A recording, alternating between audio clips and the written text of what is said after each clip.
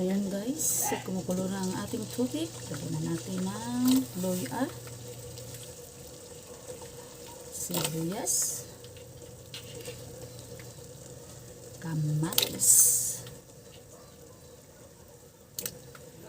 Takpan ulit at antayin na po nating kumulo. Antayin natin kumulo ulit. Magluluto tayo ngayon ng tawag dito, sinigang na tilapia. Mabilis lang naman yung kukulo. Sige, hindi ko muna takpan para makita nyo ang pagkulo.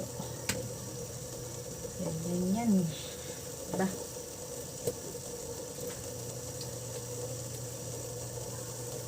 Tuloy lang naman yung maluto.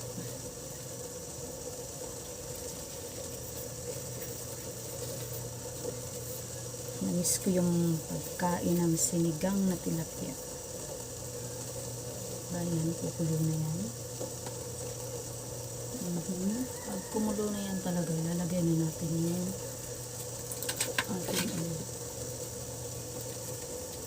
teka, lagay na din natin itong ating stock ng etsay kasi matagal itong lumambot.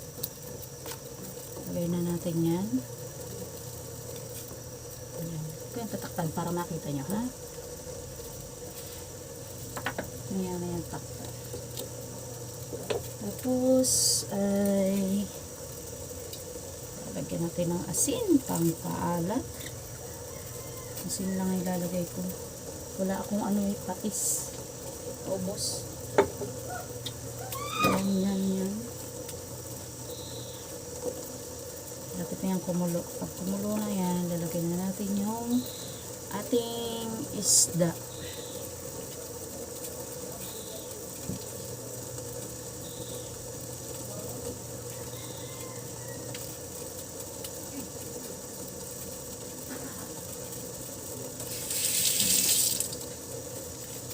Yan, lapit na yung kumulo. Kulo-kulo na talaga siya.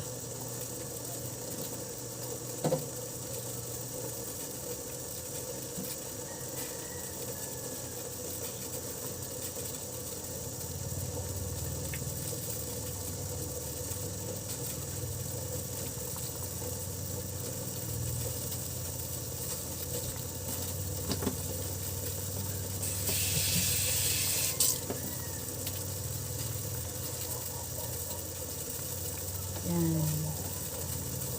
Kulo na siya guys. Meron na tayo ditong nalinis na tilapia natin. Pwede na nating ilagay yung tilapia natin pagka ganyang kulong-kulo na yung tubig niya. Yan. Ito lang naman itong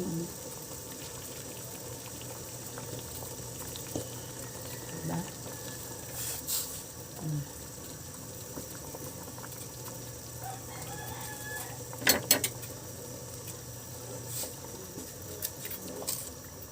Tatakpan natin to.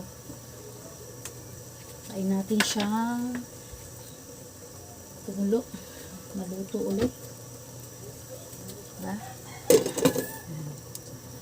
Takpan natin para kumulo na ulit siya.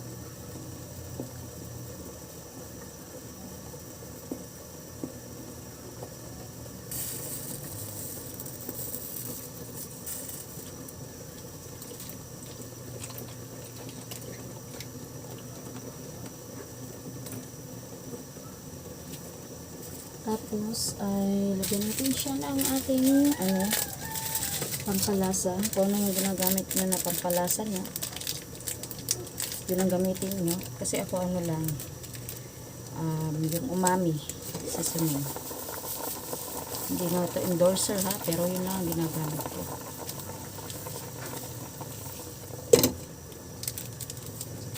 Minsan gumagamit din ng ano, yung may magic. Pero pag ganito na sabaw-sabaw, yun ang gusto kong ginagamit. Yan guys. Dali lang naman maluto tong sinigang. Ito yung sinigang na walang madaming arte-arte. Marami na kasing klase ng luto ngayon sa sinigang. Pero sinigang na yung ginigisa muna. Ito yung sinigang na gusto ko ano yung sabaw niya is walang medyo mga mantika. Hindi ko kasi gusto yung ano, sinigang na ginigisa muna sa tilapia. Mas gusto ko yung parang natural lang yung sabaw niya. Lagay natin ng talong. May talong tayo dito. Lagay natin, sama natin.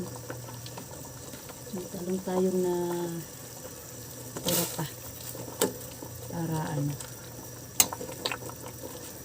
dagdag gulay. Para masustansya. Ang gulay ay healthy. Ang isda ay healthy. Kaya, yan. Lagay natin, diba? Mekos-mekos lang ang pagluluto natin guys. Yung mga madaling paraan lang. Tapos ay ulit natin para madaling maluto, diba? Yan.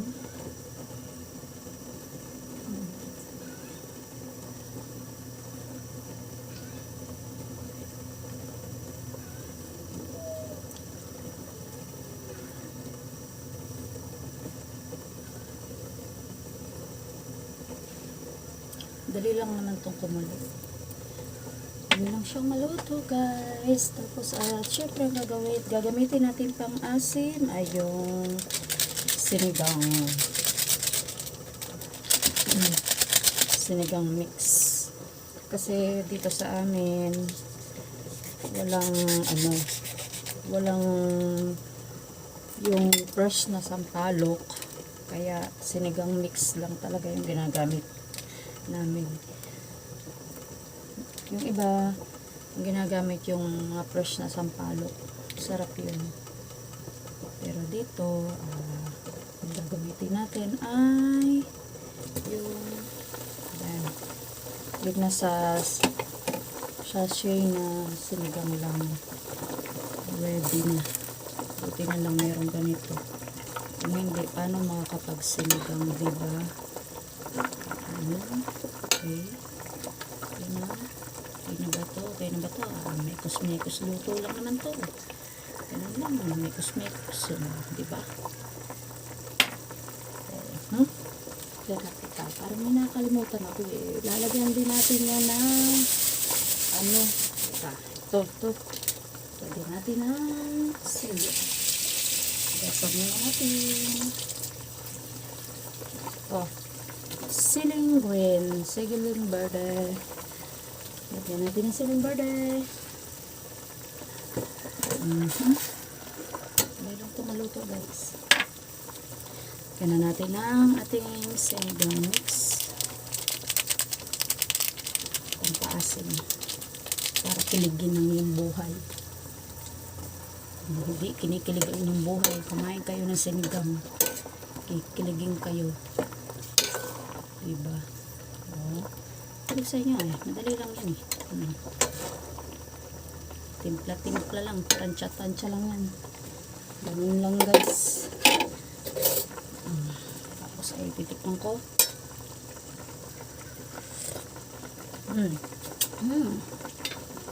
Sakto. Ngayon naman ay ilalagay ko na ang last ang mga dahon ng ano, pechay. Dahon ng pechay. Kasi kanina inuna ko na yung stock. Tagal kasi maluto eh. Tigas. Saka parang napansin ko pagka sinabay ko yung dito sa last ko parang matigas pa rin siya. Ganun. O, diba? O, madali lang maluto talaga. Okay. Yan. Ganyan. Diba? O. Okay. Dali lang. Sabi ko sa inyo eh. O. Diba? Mekos-mekos luto lang to. Mekos, abracadabra. Ito na.